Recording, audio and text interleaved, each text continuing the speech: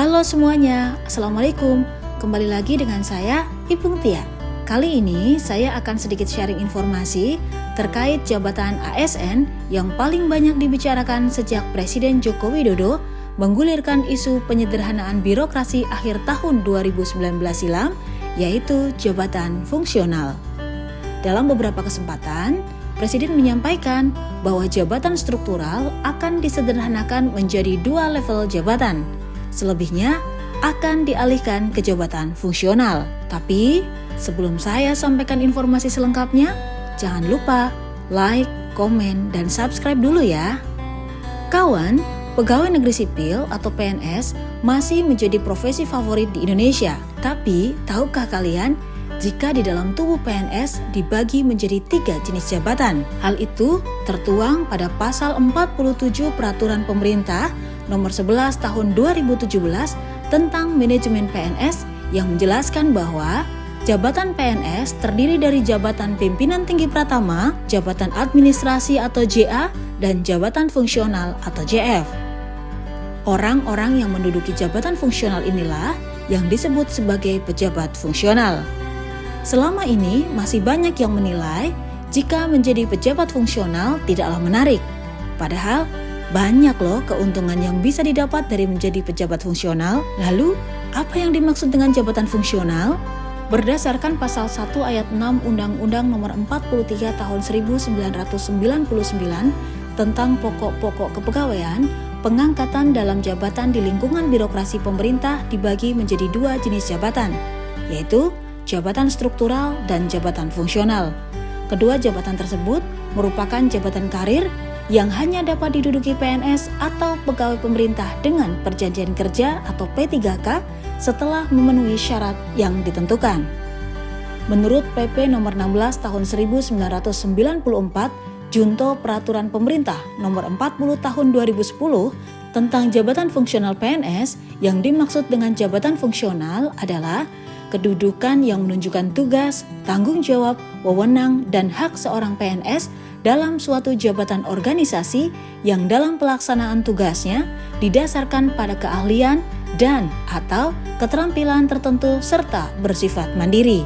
Pengangkatan jabatan fungsional bertujuan sebagai sarana pengembangan profesionalisme dan pembinaan karir PNS. Selain itu, untuk mencapai tujuan pembangunan, dibutuhkan adanya pengangkatan pejabat fungsional yang perlu dibina dengan sebaik-baiknya dengan menggunakan sistem karir dan sistem prestasi kerja demi menciptakan organisasi pemerintahan yang miskin struktur namun kaya fungsi. Kawan, Keputusan Presiden Republik Indonesia Nomor 87 Tahun 1999 tentang rumpun jabatan fungsional PNS, jabatan fungsional dibagi menjadi jabatan fungsional keahlian dan jabatan fungsional keterampilan, yang mana kenaikan pangkatnya disyaratkan dengan angka kredit atau dupak. Jabatan fungsional keahlian adalah jabatan fungsional kualifikasi profesional dengan tugas yang dilandasi oleh penguasaan ilmu pengetahuan dan teknologi di bidang keahliannya yang didasarkan atas disiplin ilmu yang bersangkutan dan atau berdasarkan sertifikasi yang setara dengan keahlian dan ditetapkan berdasarkan akreditasi tertentu. Sedangkan jabatan fungsional keterampilan adalah jabatan fungsional teknisi atau penunjang profesional yang pelaksanaan tugas dan fungsinya dengan menggunakan prosedur dan tata kerja tertentu serta dilandasi penguasaan pengetahuan teknis di satu bidang ilmu pengetahuan atau lebih berdasarkan sertifikasi yang ditentukan. Saat ini ada kurang lebih 193 jenis jabatan fungsional tertentu dengan 25 rumpun jabatan yang ditetapkan dengan Peraturan Kementerian Pendayagunaan Aparatur Negara dan Reformasi Birokrasi. Jabatan-jabatan fungsional tersebut dihimpun dalam suatu rumpun jabatan fungsional, yaitu himpunan jabatan fungsional yang mempunyai tugas dan fungsi berkaitan erat satu sama lain dalam melaksanakan salah satu tugas umum pemerintahan. Setelah kita mengenal dan mengetahui pengertian jabatan fungsional, lalu apa sih keuntungan menjadi pejabat fungsional bagi ASN? Keuntungan pertama adalah jabatan fungsional memiliki kesempatan memperoleh kenaikan pangkat atau golongan lebih tinggi. Dengan menjadi pejabat fungsional, kalian juga akan mendapat pangkat dan golongan yang lebih tinggi. Hal ini jelas sangat menguntungkan bagi PNS yang menjadi pejabat fungsional dibandingkan menjadi pejabat pelaksana. Pangkat dan golongan jabatan fungsional rata-rata lebih tinggi dibandingkan dengan jabatan pelaksana. Dengan menjadi pejabat fungsional, kalian memiliki peluang untuk memperoleh kepangkatan lebih tinggi dan bisa naik pangkat lebih cepat. Berbeda dengan kenaikan pangkat reguler PNS per 4 tahun sekali, pejabat fungsional dimungkinkan untuk naik pangkat dalam 2 tahun sejak pengangkatan menjadi pejabat fungsional apabila angka kredit yang dipersyaratkan untuk kenaikan pangkat telah mencukupi. Keuntungan yang kedua adalah tunjangan jabatan fungsional lebih besar dibandingkan jabatan pelaksana.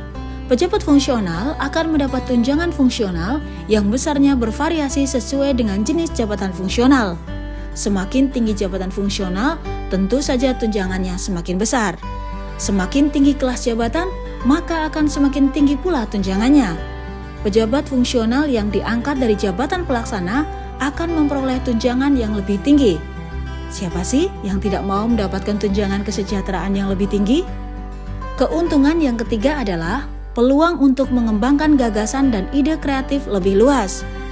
Pemilik jabatan fungsional akan mempunyai motivasi lebih untuk meningkatkan keterampilan dan pengetahuan sesuai dengan jabatan fungsional yang diikuti.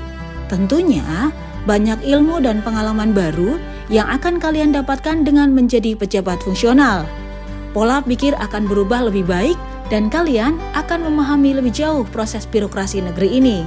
Berbeda dengan jabatan PNS lain, menjadi bagian dari jabatan fungsional bisa menjadi kebanggaan tersendiri. Ada rasa kepuasan yang tak ternilai dengan uang bila berkontribusi sesuai dengan keterampilan dan keahliannya. Keuntungan yang keempat adalah jabatan fungsional tetap memiliki kesempatan untuk menjadi pejabat struktural. Menjadi pejabat fungsional tidak akan menutup kesempatan kalian untuk menduduki jabatan lain di luar jabatan fungsional.